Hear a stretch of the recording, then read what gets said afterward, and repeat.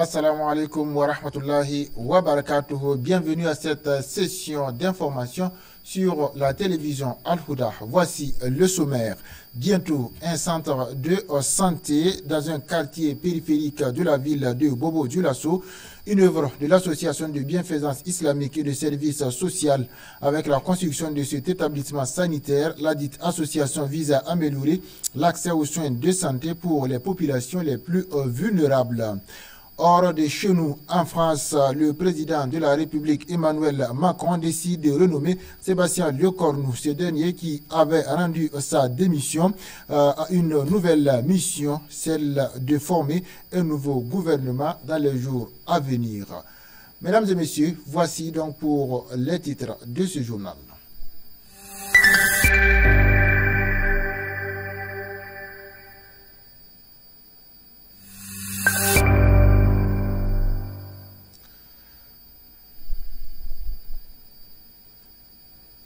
L'association des bienfaisances islamiques et des services sociaux a procédé à la pose de la première pierre pour la construction d'un centre de santé dans un quartier périphérique de la ville de Bobo-Dioulasso. Estimé à 30 millions de francs CFA, le futur établissement sanitaire vise à améliorer l'accès aux soins de santé pour les populations les plus vulnérables. On suit ce reportage de Mahamadi Sawargou. L'association de bienfaisance islamique et des services sociaux ABIS est à nouveau à Bobo-Dioulasso. Cette présence de l'association dans la région de Guiriko confirme une fois de plus la pose de la première pierre de la construction d'un futur centre de santé. Cheikh Draman Gelbego, son secrétaire général Aboubakar Sawadro et son staff s'œuvrent quotidiennement dans la construction des centres de santé sanitaire pour le bonheur de la population. Nous sommes aujourd'hui à Bobo-Dioulasso, plus précisément secteur 10, quartier Yegré.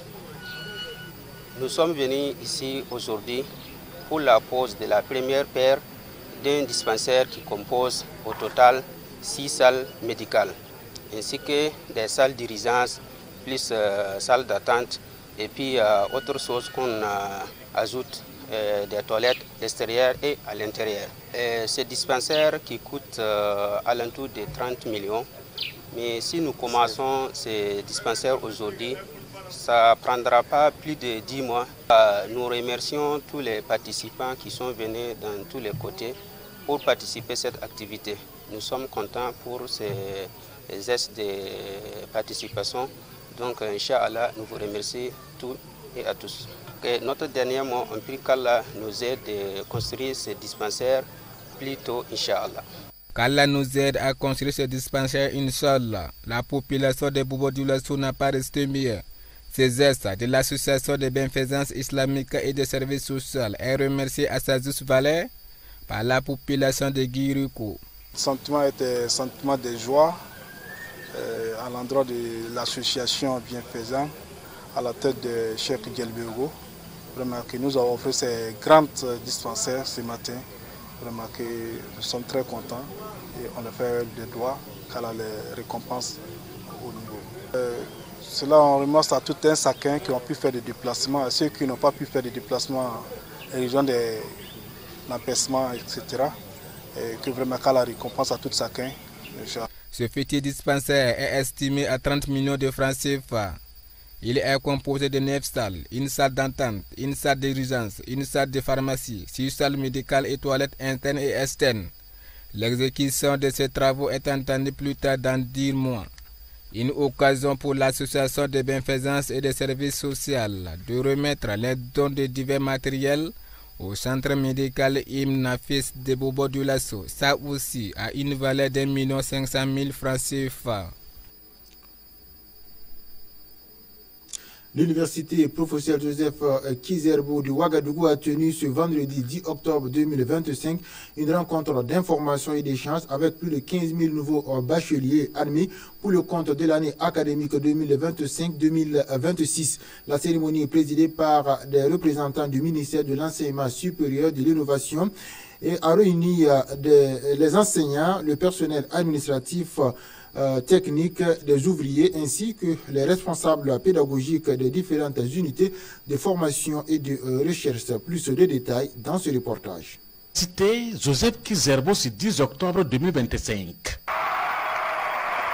La rentrée académique des bacheliers de 2025 est effective. Dans cette salle, par exemple, il y a plus de 15 000 jeunes bacheliers. Ici, l'administration, les corps enseignants et le personnel atroce échangent sur les offres de formation et du nouveau régime des études. Nous aurons aussi des présentations au cours de cette matinée sur les services sociaux, notamment du Centre national des eaux universitaires, du FONER, de la DGCOR, mais aussi de la SOTRACO. Et l'après-midi, la journée se termine par une conférence donnée par un de nos collègues sur une thématique d'importance en lien aujourd'hui avec les priorités de notre pays. Quels étudiants, quelles compétences pour un développement endogène, équitable et durable au Burkina Faso. Donc c'est une satisfaction aussi pour nous, parce que ça fait la deuxième année consécutive, après donc la rentrée solennelle de 2024. Le taux de normalisation des études à l'université Joseph Kizerbo est de 80% selon ses premiers responsables. Une dynamique encouragée et félicitée par le représentant du ministre en charge de l'enseignement supérieur et de l'innovation. C'est une date importante également pour l'ensemble des acteurs, parce que la rentrée solennelle, elle est soutenue par un calendrier universitaire qui doit engager et interpeller l'ensemble des acteurs qui doit être tenu. En tout cas, ce n'est pas ce calendrier qu'au cabinet de M. le ministre, l'université peut être suivie. Et comme on l'a dit tout à l'heure, les efforts qui ont été consentis ces dernières années pour résorber les retards doivent être entretenus. Les acquis doivent être préservés. Et on doit faire en sorte que maintenant, d'année en année, les rentrées universitaires puissent se faire dès le mois d'octobre. Avec cette conférence qu'on vient d'avoir avec l'administration et les enseignants et tout, on pense que tout ce qui a été dit est vraiment exceptionnel. Et je pense que nous, étudiants, on a aussi à faire. Ce n'est pas seulement l'administration et les enseignants qui font la vie universitaire. Il y a aussi les étudiants. Il faut que nous aussi, étudiants, on ait la force et le courage de tenir bon. L'université Joseph Kizerbo est une référence selon le parrain de cette rentrée académique. Il promet une vingtaine de bourses d'études pour les meilleurs étudiants. L'université Nazibouni de Bobo Dioulasso a abrité ce lundi la cérémonie officielle de la montée des couleurs marquant ainsi la rentrée académique 2025-2026. La cérémonie s'est tenue en présence d'une importante délégation gouvernementale composée notamment du ministre de l'Enseignement supérieur, de la Recherche et de l'Innovation, ainsi que plusieurs autorités administratives locales et universitaires. Le reportage. Grande mobilisation à cette montée des couleurs nationales pour démarrer une nouvelle année académique. Une solennité tout au particulière avec la présence d'une délégation gouvernementale dirigée par le professeur Adjima Chombiano en compagnie des autorités régionales du Guirico, des FDS et de la communauté universitaire.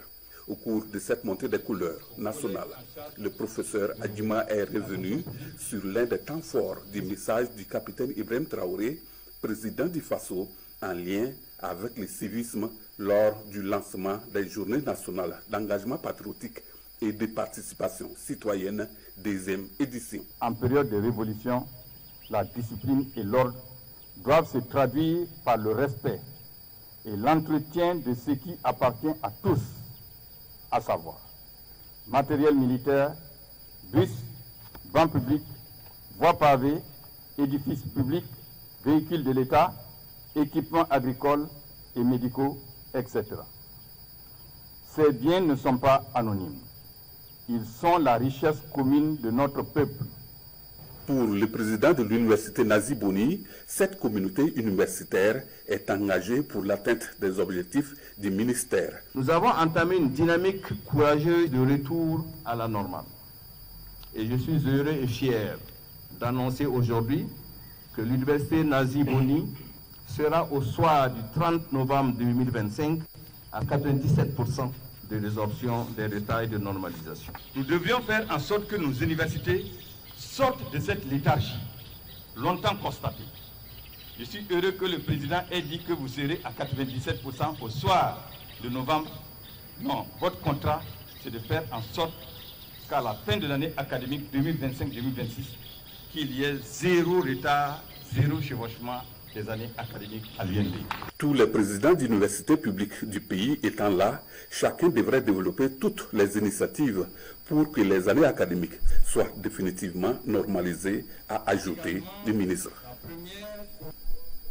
Hors de chez nous, selon un communiqué de l'Élysée publié tard vendredi soir, le président français Emmanuel Macron a décidé de renommer Sébastien Lecornu au poste du Premier ministre, lui confiant ainsi la mission de former un nouveau gouvernement. Cette nomination survient quelques jours après la démission surprise de Lecornu, qui avait remis sa démission lundi 6 octobre au terme d'une semaine marquée par des tractations politiques intenses. On suit ce reportage.